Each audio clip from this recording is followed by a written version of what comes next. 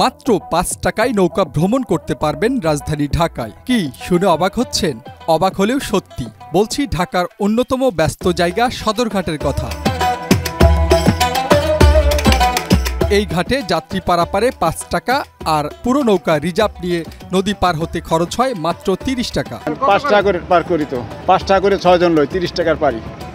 মাঝিদের সকাল শুরু হয় খুব ভোরে। দিনভর রোদে পুড়ে বৃষ্টিতে ভিজে যাত্রী বহন করে চলে তাদের সংসার। বেশিরভাগ মাঝি গ্রাম থেকে উঠে আসা নিম্ন আয়ের মানুষ। অনেকে এই পেশায় ৩০ বছরের বেশি সময় ধরে নিয়োজিত আছেন।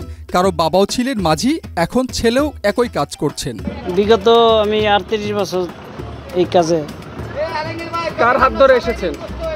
আমার দাদা বড় নৌকা চালাইছে, আমার বাপের নৌকা চালাইছে। আমার বাপের থেকে আমি ওই শিক্ষা ক্ষেত্রে আস্তে আস্তে ওই ক্ষেত্রেই আর কি এই পর্যন্ত চালাই আসতে আছি।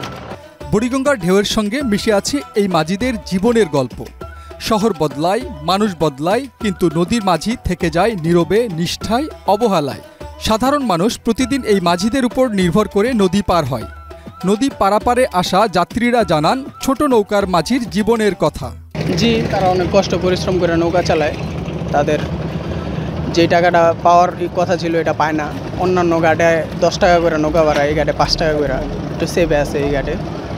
বুড়িগঙ্গা নদী দূষণের ফলে পানি থেকে সৃষ্ট দুর্গন্ধে অসুবিধার কথা জানালেন মাঝিরা। সেই সাথে বুড়িগঙ্গার নদী দূষণ রোধে সরকারের নজরদারি বাড়ানোর দাবি জানান মাঝিরা। যেভাবে পানিটা নষ্ট হয়ে যায়, মানুষ খুবই দুর্গন্ধে অসুখ বিসুখ হয়ে যায়।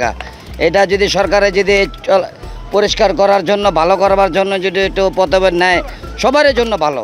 বুড়িগঙ্গার মাঝিরা এখনও তাদের বৈঠা দিয়ে জীবনের চাকা ঘোরাচ্ছেন। তারা হয়তো আলোচনার বাহিরে, কিন্তু বাস্তব জীবনের নায়ক তারা। নদীর ওপারে মানুষ পৌঁছে দেওয়া তাদের প্রতিদিনের সংগ্রাম। জাকির ইসলাম, মাই টিভি, ঢাকা।